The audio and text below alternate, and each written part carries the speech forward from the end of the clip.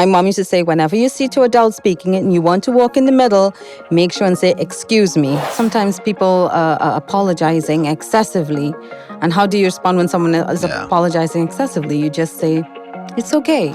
You hear someone saying sorry and you're like, it doesn't sound like you mean it, really. And that's when intonation comes in. Sara z Trinidadu i Tobago jest ze mną tu w English PRO, kiedy pracujemy sobie z Berlitz. Jest moim tutorem, moim mentorem, jest moją nauczycielką. Dzisiaj w odcinku skupiamy się na tym, jak powiedzieć sorry nie za często i w odpowiednim kontekście. Zapraszamy.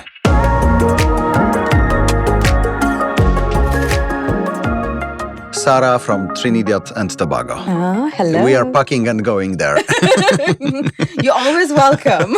Yeah, I know it. But today we will try to say sorry during business conversation, but without speak sorry. Yes. Because it's not correct when we are in a discussion to say sorry and sorry and sorry and sorry. Because sometimes when you can hear us Polish, we are using it too often. Yeah, you think Polish people say sorry quite often? Yeah. Sorry, but with the different contexts using the same word. Mm-hmm. So can I ask you something? Yeah. So But in Spanish, please. Spanish. No, gracias. If you are, let's say in Rossmann, for example, and you are looking at an item and someone bumps into you, would they say sorry to you? Yeah. Yeah. But in Polish, it's przepraszam. Sorry. So it's like a typical way, they will always say sorry, yeah? Yeah, sorry. Or sometimes when you're somebody is searching for something and can't find it, sorry, could you? Help so it's me. the same, Yeah. So in different contexts and different situations, we say sorry, yeah? And sometimes it's genuine. Sometimes you really mean it. And sometimes it's just to get someone to, please back off. Oh, yeah. Like, okay, I'm sorry I offended you. Yeah. Sometimes they don't mean it. Yeah. But sorry, not sorry, you can use it in an ironic way. Oh, yeah. Yeah, like, oh, I ate the last piece of cake. Sorry. Yeah, okay. I don't really care. I ate it. It was delicious. I don't care. Yeah, I don't care. No. But also with sorry, British speakers and American speakers, they also use it not just to apologize for something, but also to show regret, to take responsibility for something. So in many different instances, they use sorry for. And if the situation is more serious, that's where we use apologize. Okay. So you might say, I deeply apologize for hurting you, or I'm truly sorry. So that's when something is more genuine. Yeah. For hitting you, for example. Especially when two cars are hitting you. For example, it's like, oh, I'm so sorry. I didn't mean to do this, or I was distracted. Yeah. Something like that. So truly will help us. Yes, it truly will help us in that situation. Or I'm really, really sorry. Or I'm genuinely sorry. Or, genuinely, okay, it's beautiful. Or sometimes you might hear someone say, my bad. Oh, yeah. Yeah. So, oops, my bad. Yeah. So that's a more of a casual way of saying sorry. Yeah. No worries. No worries. No worries. No worries. In Australia, it's typical, but exactly. So okay, but as you said, my apologize is much more official. Yes, I think so. For instance, if you are late for a meeting, you might say, my apologies, I'm sorry I was held up in traffic or something. Okay. Not sorry I'm late, but my apologies. You can also say, I'm sorry I'm late. That's fine as well. My apologies. You can just say, my apologies. And they will understand, okay, you are saying you're sorry because you are late for something. Also, in the case of, someone died or there's someone lost their pet or someone is sick, you can say, I'm so sorry to hear about that, or I'm truly sorry, or please, my apologies. Yeah. But it's nice to look directly to you, because when you are using your hands and playing with the body and the language is stronger message. It's great, because here in Poland we are, sorry for the generalization, but we are not using our hands to play with our body. You're not gesturing a lot, You're not like the Italians. For example, when you are playing with that like a combo, it's stronger. Oh, yeah, it's more meaningful as well. And then you can tell from that non-verbal communication that someone truly is sorry. So when they are like their hands on the chest. Oh, I'm really sorry. Or please, please forgive me. I'm sorry. Or even when you bump into someone again, your hands are like, oh, sorry. Yeah. Like but sometimes I think so. Sorry again for the generalization that we are treating it like some kind of theatralization. It's from the theater, not from the real life, to playing with hands or something. It's excessive. But it's. I think that it's helpful when you are, especially through online conversation, whatever, or maybe on stage and in a business important meeting, that when you are playing with your hands and as you are playing well with your eyes, with your face, everything is speaking. Yes, your body language. Yeah. It speaks very loudly. So it's typical in Trinidad and Tobago. Oh, it's not typical in Wukov, Warsaw and Poland in general. We definitely speak with our hands, even giving directions, we're like pointing, or if we want to describe something, we'll, using our hands to describe. We use our hands quite a lot when we're words speaking. Are not enough. No, sometimes you don't even need to speak. We just use our hands. What a stupid question. Yeah, it's like, what are you talking about? So but that's true. When people gesture a lot, even their facial expressions can give a message. It can tell you something. So it's not just the words alone, but the words and the actions, they have to match each other. Yeah, you can't say something and then your hands are doing something else, or your hands are doing something, but you are saying something completely different. So what do you think? Looking at us here in Poland, do we like saying sorry too much? As you said about, they will apologize, I think, sometimes if they if they bump into you or if they do something. But I think it's not as much as the British and the Americans say sorry. I'm not sure if you've ever visited, any of the British, countries, or if you've ever been to America. But, if you're walking on the street in America, they might say, watch where you're going. Yeah. Or excuse me. Whereas, British would more say, I'm sorry, or sorry. Yeah. Yeah. Oh, pardon me. For example, Yeah. So in that way, they would. I think they apologize a lot more than Polish people. I mean, they do apologize. They do say sorry, but I don't think it's as much as the British and Americans. Because of the proud? Could be like that's one. Just a cultural thing again. Yeah. Culturally. Do you think culturally Polish people are very apologetic or very... I think that we are trying to be as good as Israelis, for example, to say fail is not to lose something. Fail is to win something, because I win the knowledge and I will do it in the different direction, for example. And I am happy that I lose, for example. I am happy that something went wrong, because it's a huge knowledge for me. But sometimes I think that some kind of cultural context and be much more proud. That's for this. I should say I shouldn't say sorry. Well, in some situations you don't feel like you need to say you're sorry, because to you it's not important, or it's not big. It's not exactly. It's not big. Yeah, but for some people they say sorry for everything. They bump into a chair. Oh, I'm sorry. Like me, I do this. I don't know why, but automatically. Because you're kind. I hit the chair and I'm like, oh, sorry. Yeah. But for some people, you're saying sorry unnecessarily. It's like, why are you saying you're sorry? You didn't do anything. You're taking responsibility for something you didn't really do. Where is the line between sorry and excuse me? Maybe it's a stupid question, but we are here to study. Well, I think it's also interchangeable, and also the cultural context as well, because remember, in America, they might say, excuse me. Yeah. In British, they more say, I'm sorry, or pardon me. Okay. But you can use it interchangeably. Like, say, if someone is saying something and you don't understand, you can say, excuse me. Yeah. But that might sound more ironic, more sarcastic, like, excuse me. Yeah. But it's also to repeat. But if you want them to repeat, you can say, I'm sorry, can you repeat that again?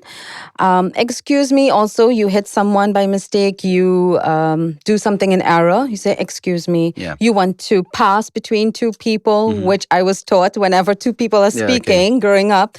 My mom used to say, whenever you see two adults speaking and you want to walk in the middle, make sure and say, excuse me. Yeah? So, excuse me. Or in Poland, excuse me, please. You're yelling at them, Can you hear me? Yeah. So we just excuse me when you want to pass someone.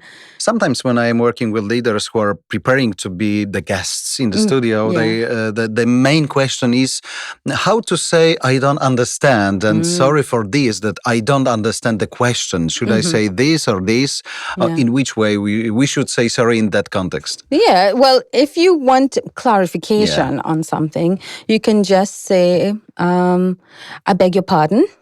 Okay. Yeah, or pardon me, or please come again, or please repeat. So there are several ways in which you can ask someone to clarify something. Sounds perfect. Like a little bit French, a little bit pardon. Yeah.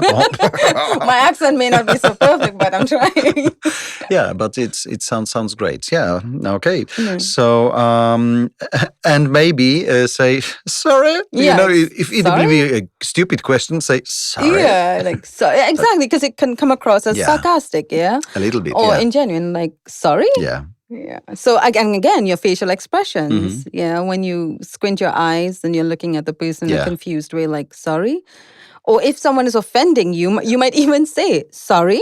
Yeah. Like, what did you say? That context. Someone is offending, and somebody is angry at me for something. Yeah. Should I say, sorry, I don't agree with you. Sorry, I don't understand your objections. Whatever. Yeah. If you don't agree with someone, you can say, "I'm sorry, but I think that this is the case." Yeah. I'm sorry, but I don't necessarily share your opinion. Okay. The first one was a little bit more polite, but the next one was, okay, I know my name and I know my opinion. Exactly, and some people are very vocal about that. They want to share their opinion. Even though it might come across as a bit aggressive, they're still also using sorry, like, sorry, but I don't agree with you. So again, sorry, even when we're disagreeing with someone, we're using it. But when we feel that somebody is not nice, it's angry at us, maybe submissive too much, in which way say that we don't agree with that kind of behavior, for example? So if someone is being too submissive, like, because in this case of apologizing, they are always like, oh, I'm sorry, you know. So it's like, why are you saying you're sorry? You don't, it's not needed, it's not necessary. So you can just simply say, don't mention it. Yeah, don't mention it. Oh, it's okay. It's fine. The apology is not necessary. And, you know, it's okay. Yeah, because sometimes people are apologizing excessively. And how do you respond when someone is apologizing excessively? You just say, it's okay. Yeah. No need to apologize. It's a good point that somebody, when we hear that somebody is saying sorry too much, just have a space to say it's not comfortable for me to hearing sorry every time. Yeah. And for you, it might be overwhelming, especially in your cultural setting. You might be, it's way too much for you.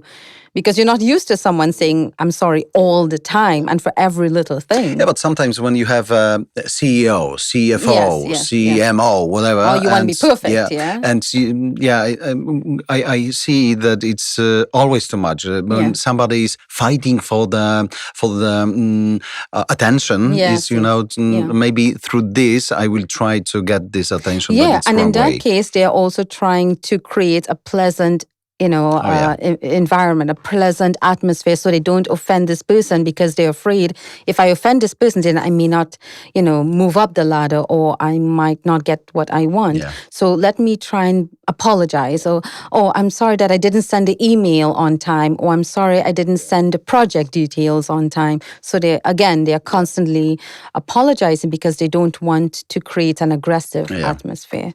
Yeah. But sometimes I met, it was a Polish team, but they have boss from Belgium. And they say, be careful about him because he's so straight. Yeah. And I like it because we don't have a time to waste it. So, but sometimes this kind of conversation is without any type of sorry from the... so he's very direct. Direct, it was stupid. Yes. It was wrong. It was awful. And sometimes you are thinking what to say. To say sorry for this, or maybe have a time to understand maybe you don't agree with this. Yes. These people are very direct, They don't care whether your feelings are hurt or not. They just tell you as it is. I don't like it. Yeah. It's not good enough. Yeah. No. And for you, you're like, oh my gosh, that's cruel of him. How could he say that, in that tone or in that manner? But again, you have to also step back and be like, maybe it's either a cultural thing, maybe he's in a mood or something, or maybe he's just this direct person. So try not to take offense to it, because some people are just the way they are. They are just very direct people. So you now might say, oh, I'm sorry, did I upset you? Why are you so direct with me? It's like, no, that's just the way I am. I'm a direct person. Yeah, but sometimes when we are thinking about the mental context, thinking about this, that it's not about you, but it's about your competence, for example. Yeah. And sometimes, like you said, it has nothing to even do with the other person. It's just who you are as an individual, your personality. You're just someone who is not going to say sorry for every little thing. It's his problem. Yeah, that's it. If you get offended, then that's not my problem. I'm not going to say sorry for that. But someone else might say, oh, did I offend you? I am really sorry. I didn't mean to. So that's where you have differences in personalities as well. Yeah. And I think that what we are studying still here in Poland in the new business era, that the feedback is crucial. Yes. And the type of feedbacks, it's plural type of feedbacks, feedback, type of feedback. Okay, it's different, and we try to be polite. Sometimes it's very hard to be polite when we get the feedback, but the rules of professional feedback means that you say this, then this, then this, and at the end say goodbye. So there's like a structure. A little bit. So it's like first you take responsibility for something, you acknowledge that you've done something, and then you try to repair the situation. So it's exactly, it might seem ingenuine sometimes. You hear someone saying sorry and you're like, it doesn't sound like you mean it, really. And that's when intonation comes in, and the tone and body language and all of these things comes to play. Yeah, we should record a different kind of lesson about body language in studying languages. Yes, it's so important, and it's really beautiful in learning about all these different languages and also the way people use it. You're doing it so natural, that sometimes when I am working with leaders, I'm begging some actor to come in and say it louder. Just open your eyes, open your mouth, and play with everything you have to send the message, because it's crucial. Powerful. Now. It's powerful when you use your body to send a message or to explain something. It hits harder. It's more effective in that way.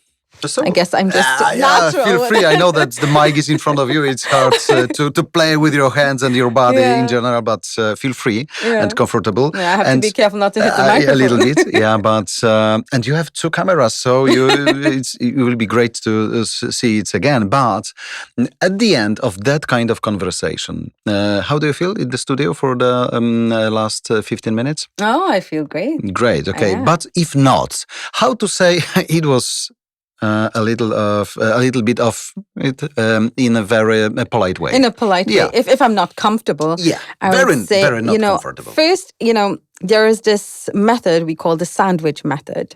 And the sandwich method is basically you have a positive... you have a great coffee. You have a positive, a negative, and a positive. So if I am not comfortable, for example, I would say, everything is really nice. I feel really good. However, can you turn the air conditioner up a little bit or turn it down a little bit? But everything else is fine. I have water. I have everything that I need. But this thing. So it's like, I'm saying something positive because I don't want to offend the person, And then I just tell them very politely what I don't like. And then I butter that up with another positive comment. So, they ask me, is everything okay? Yes, but it's like boiling hot. I wouldn't say, oh, the temperature is horrible. Can you please, put on a fan or an air conditioner or something? Idea, what's going on? No, I would be like, oh, everything is lovely, but can you please put the AC on, turn it up or turn it down. So with the context. Yes, context. And, like I said, sandwich method, you say something nice, you just tell them exactly how you feel, like something bad or and negative. Then hit. And then another one. Yeah, exactly. We have to finish it. Just turn off the cameras. Yeah. Sarah, thank you very much. You're most welcome. Thank you again.